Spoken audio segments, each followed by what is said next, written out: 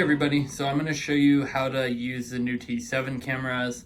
A lot of this will apply to the Canon Mark IVs that we have, which are obviously the slightly better cameras. And when I say slightly, a lot better, but you know what, these are still really good too. But I'm going to show you how to use them so that way you guys have a general idea. So there's going to be a few things that I'm going to show you, basic operations.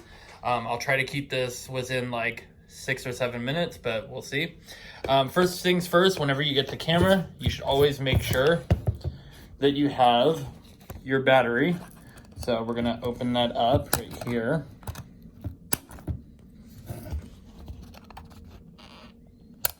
There we go.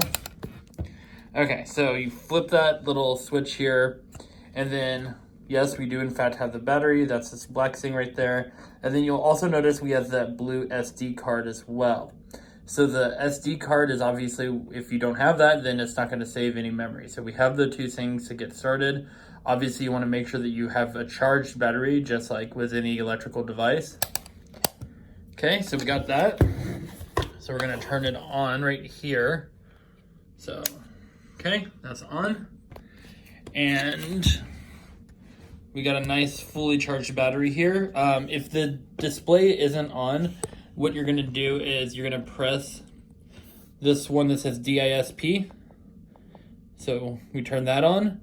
And there's a few numbers on here that you're gonna need to familiarize yourself with. So the first one is, this is your shutter speed. That's how quickly it takes pictures.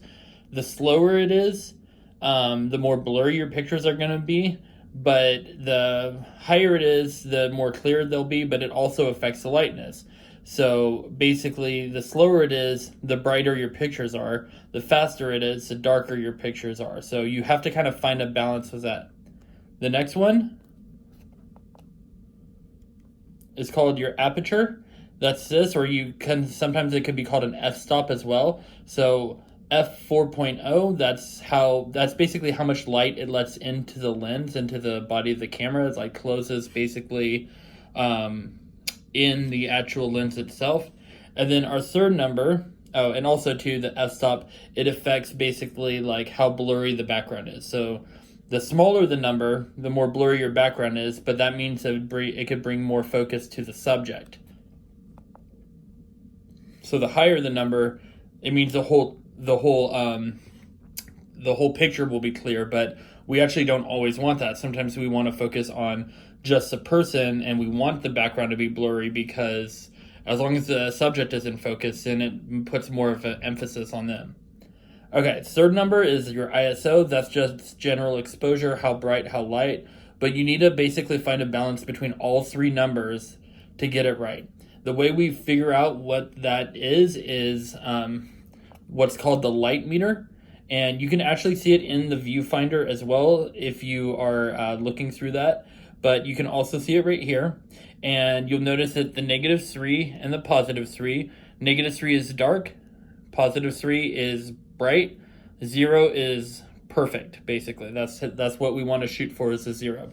So if you press the little button on top here where you take the pictures,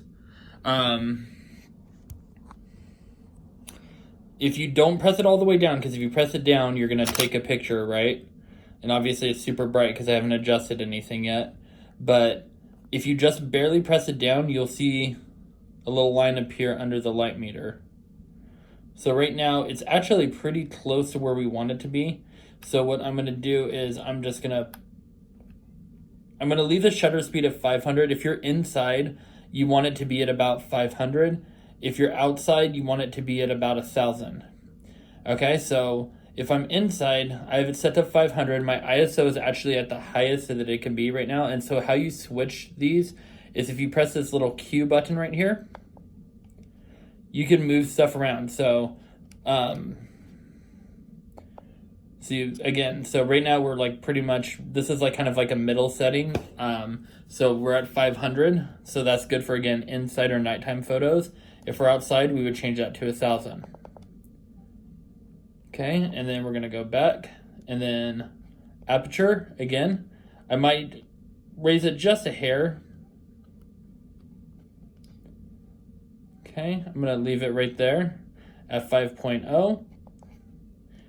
And then I'm gonna just kind of press the button to see where we're at with our light meter. Okay, so it's a little dark, so I actually think I'm gonna adjust the shutter speed. I can press Q and go to here, but you can also, another quick way to change it is this dial on top adjusts the shutter speed like a little more quick. It's like kind of a fast way to do it. So I'm gonna rotate it. I'm gonna make it a little slower. I'm gonna just go down to 400. And that's pretty close. I think I might adjust the aperture because if you see right there, it's a little dark.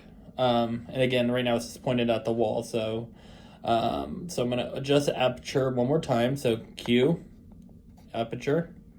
I'm gonna probably go back down to 4. And then go back to 500. And we're perfect. So now we're at 0, so that's good. So now what we're gonna do, another thing, if you're taking pictures, there's a couple more settings, like if you're doing it for sports, that you might wanna adjust. So first, if you go down here, you might be on single shooting. So when you press the shutter button, it only takes 1 shot. If you hold down the shutter button, it'll take multiple shots. So that's what we're gonna leave it on. One other thing is, in order to change all of this, see how that there's an M right there? That's for manual. So the way you change that is up here. You have manual, AV, which is aperture, TV, which is not television, it's actually for shutter speed. I don't know why it's T. Maybe somebody else knows that. And then the A is automatic, but honestly, the A, especially for sports, it can be a little blurry. So, but we're at our right setting now, so I'm gonna take a picture of this poster.